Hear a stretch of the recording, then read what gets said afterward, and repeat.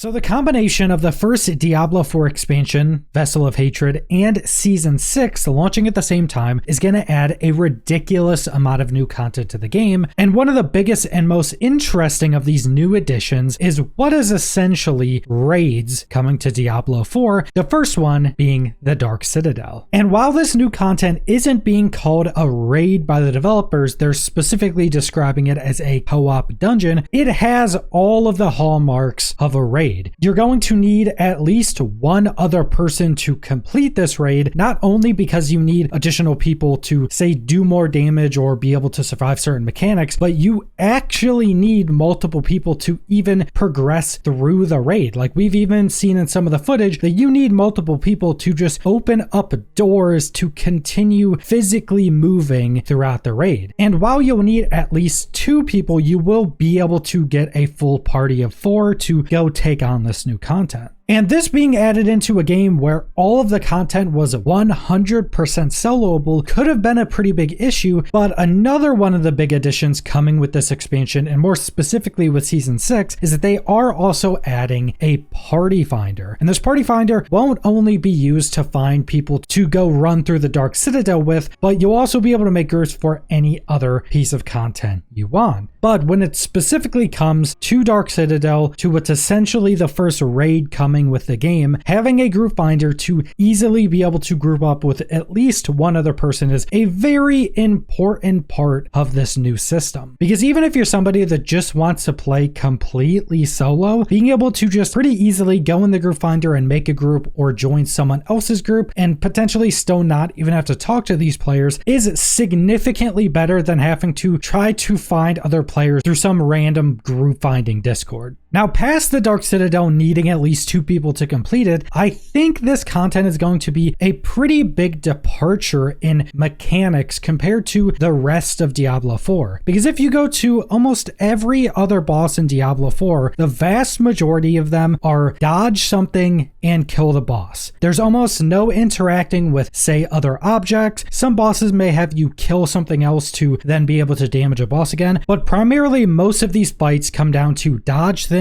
and damage a boss. And I think this is where the Dark Citadel is going to be such a massive departure, because you're going to have a lot more interesting and different mechanics within this content than you've had from pretty much anywhere else in the game. And I think this description gives a good idea of what this could be. So deep in the heart of Nahantu lies a twisted testament to the depths the first Khazra will go to achieve their ends. Within lies the ultimate co-op challenge, the first of its kind to Diablo 4. This endgame cooperative dungeon rewards groups of players that can best the many perils that lay within. Venture through 3 individual wings to solve challenges, face deadly battles, and collaborate to emerge bloodthirsty to face the final boss. And I think this description gives a bit of a look into what you can expect. So not only will there be these deadly battles, but there'll also be other challenges and puzzles you have to solve throughout the dungeon. Like mentioned, they did show some footage where you have to use multiple players to even open up doors to get further into the raid, and that's even outside of boss battles. And on top of that, there's going to be 3 individual wings, meaning this is probably going to be a very large dungeon. I would expect it to be the biggest dungeon and biggest dungeon area we've had in the game thus far. And I would also suspect that bosses are most likely going to be using versions of other mechanics you'll find in this dungeon. So let's say you're going through the dungeon, you have to open up a door with multiple players, maybe you have to do some other mechanic before you get into the next boss fight. I would say there's a pretty good possibility that that boss is probably going to use something that you learned and had to do getting to the boss. This is actually something that World of Warcraft has done, where going through the raid and getting to the boss teaches you something about the boss. More specifically, it's usually on the trash mobs you're killing. They'll usually share mechanics with the boss to teach you a bit of the boss before you actually get there. And we don't actually know how many different encounters or boss fights are going to be in the Dark Citadel. We did get a look at 4 different bosses, being the Shredder, the Pulverizer, the Breathtaker, and the Trampler, but we do know there's more than just these 4 bosses because we've also gotten some footage showing a little bit of boss fights of other bosses. And not only have we gotten a look at a handful of different bosses, but we've also had the developers kind of explain some of the mechanics you'll be able to find in some of these boss fights. One of the specific ones they mention is that on one of the bosses, they'll be throwing out these big energy balls that you have to reflect back and hit the boss with. And every player that's in that fight has to do that to be able to either damage a boss or maybe get a big damage buff on the boss that allows you to actually damage it enough. And even just this simple of a mechanic is actually a really big departure from pretty much everything else in Diablo 4, and in fact a lot of other ARPGs, because if you go to any boss right now in Diablo 4, there's nothing that a specific person has to do to make sure the boss fight is actually killable or completable. Because in this scenario, let's say you have 4 people. All 4 of those people have to reflect one of those orbs and hit the boss with it. If they don't do that, you most likely won't be able to complete the boss. It either maybe won't go to a next phase, or maybe the boss has to be hit by all of them to even be damaged, or maybe the boss gets a massive damage reduction if you don't hit them with those orbs. But even just that simple mechanic is very important, and it puts responsibility on every one of the players, which also isn't something that really exists in any of the other boss fights. There's not really anything other players can currently do in boss fights to where the whole group is now screwed because this player didn't do something. If a player dies is basically the worst thing you can do right now, but there's not really a way for a player to just like completely brick a boss fight. So it seems like the Dark Citadel is going to be filled with first time mechanics to Diablo 4 and much more interesting mechanics, especially when it comes to these boss fights. And it does also seem like there are going to be a lot of different encounters, because like mentioned, there's not only going to be boss fights, and I think we've seen around 6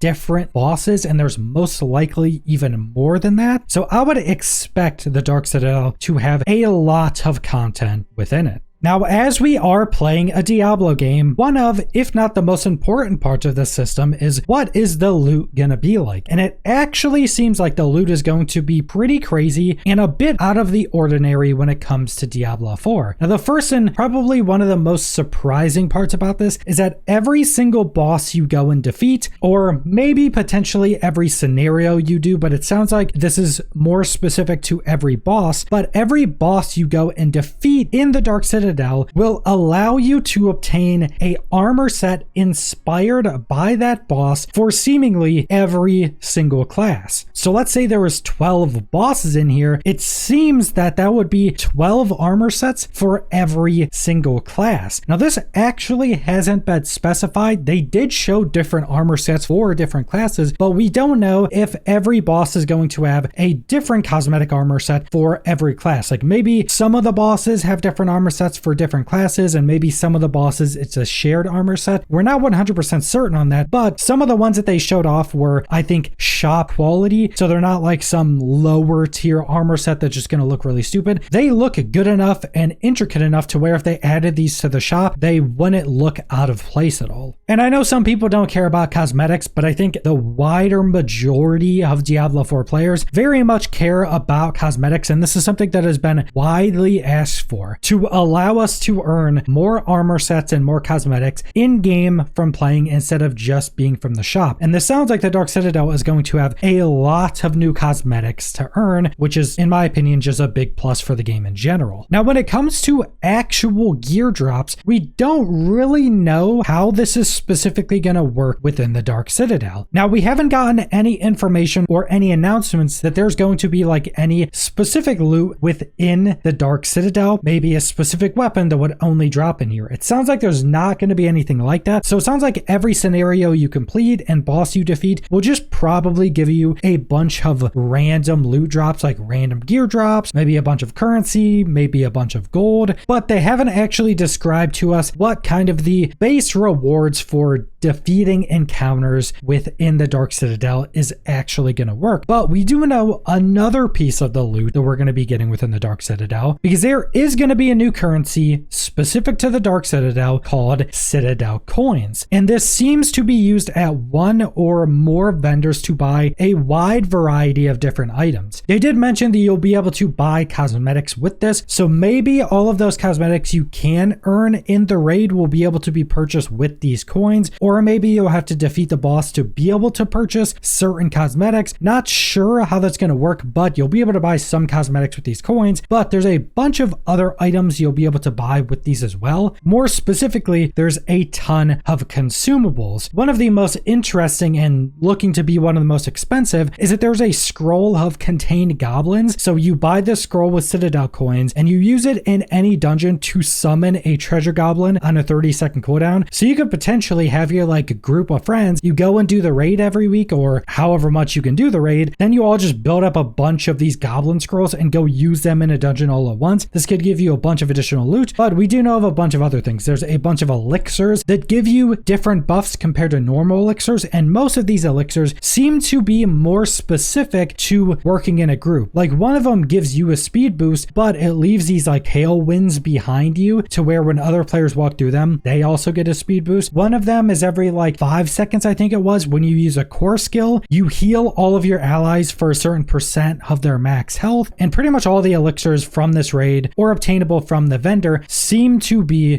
group focused. And then there's also going to be a bunch of other more utility scrolls. Like there's a scroll that'll summon an anvil where you are so your group can repair there, which is super nice if you're going against a really hard boss where you're going to keep dying so you can repair right there. There's rezzing scrolls so you can res people seemingly in combat up to a certain point. There's probably a cap on those per fight. And then just a bunch of other more utility scrolls, a lot of which seem to be focused on being outside of combat. But probably the most important and most widely sought after scroll that you'll be able to buy with currency and seemingly earn within the raid are going to be the new scrolls of tempering. And these are just going to refresh the tempering rolls on an item, which is very interesting. It seems like it's going to give you all of your tempering rolls back. And specifically for this scroll of tempering, you'll be able to earn this outside of the Dark Citadel just as a very rare drop. So the Dark Citadel is still where you would go to farm these more effectively, but even if you don't buy the expansion, you'll still be able to earn those through the rest of your gameplay. And while this hasn't been specifically detailed by the developers, I would be very surprised if new legendary aspects or new unique items won't have a higher chance to drop from certain bosses in the Dark Citadel. Because if you go to a lot of the uniques or legendary aspects we have in the game right now, a lot of them have spots where you go to specifically farm them. There's a bunch from the Infernal Hordes that have a higher chance to drop there. Then we obviously have all of the endgame boss ladder bosses that you go to a specific boss to target farm a handful of different uniques. I would be very surprised if they don't use that in these boss fights in the Dark Citadel as well, where it's not the only place to go get these items, but it's just a higher chance to get them there. So if you want to target farm these items, you can go to these specific areas to do that. And it also seems like the developers want this content to be able to be something that you do, say, on a weekly basis, because we do know we get a really big cache at the end of the Dark Citadel the first time you do it every week. More specifically, they said it's going to be a resplendent cache, meaning you're probably getting one or more resplendent resources out of it. They actually don't specifically say if it's just the resplendent resource to allow you to craft mythics, or if maybe you'll also just get a mythic from that drop as well. Presumably it's just going to be the resources, but it sounds like this cache at the end that you can get once a week is just a large chunk of loot with very valuable loot, but it's once per week, so it doesn't feel like you just have to keep running this content to get this crazy loot. And if I would have to guess, I would say you'll probably be able to run the Dark Citadel as many times as you want, but you're not going to be getting those big weekly caches, so it allows them to have this content be very rewarding once per week. But outside of that once per week, it's kind of equivalent to all of the other content in terms of how rewarding it is. But that's pretty much all the information we we have on the Dark Citadel coming with the Vessel of Hatred. I, for one, am personally very excited for this system. I went over leaks months and months ago, and a lot of those leaks based around the system that they were calling a raid in the leaked files seem to have been true. Like, a lot of the different mechanics seem to have been in early stages in those files, and some of them seem very reminiscent of what we have officially seen through some of the footage of the Dark Citadel. But